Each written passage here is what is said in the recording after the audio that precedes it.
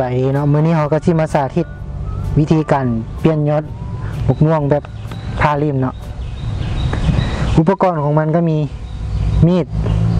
สีคัตเตอร์เทปเขียนถุงยางเสือกฟางแล้วก็ยอดพันเนาะเนี่ยเกี่ยมอุปกรณ์แล้วก็เขาเกี่ยมต้นต่อเนาะ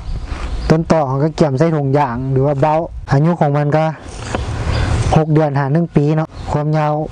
เขาปากบาดขึ้นมานี่เต้นหน้าดินหาปากบาดเนาะมัน20 สังตีเนาะหรือว่าคืบนึงเขาก็มาตัด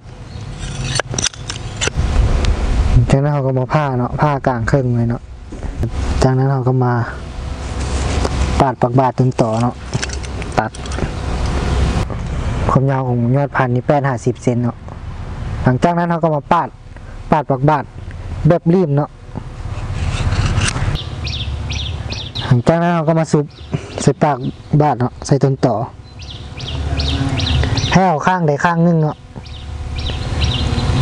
แปะกันเนาะเพราะว่าต้นต่อ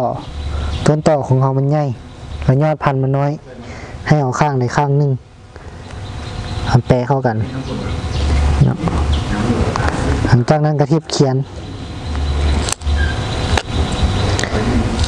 มันเขียนจะลุ่มขึ้นถึงเนาะหลังจากเขียนแล้วก็ใส่ถุงยางงวมเนาะใส่ฟางมัดเนาะมัดบ่ให้แน่นปานใดเนาะการบ่ให้การระเหยน้ำของมันเนาะการขยายพันธุ์แบบนี้ก็ถือว่าทรงฟุ้มมันก็บ่ใหญ่เนาะให้มากไว้มากกับที่ตรงกับพันธุ์เดิมของมันการขยายพันธุ์แบบนี้ก็ขยายพันธุ์ด้วยการเชื่อมยอดนี่ก็สิ้นสุดลงเพียงเท่านี้เนาะขอบใจ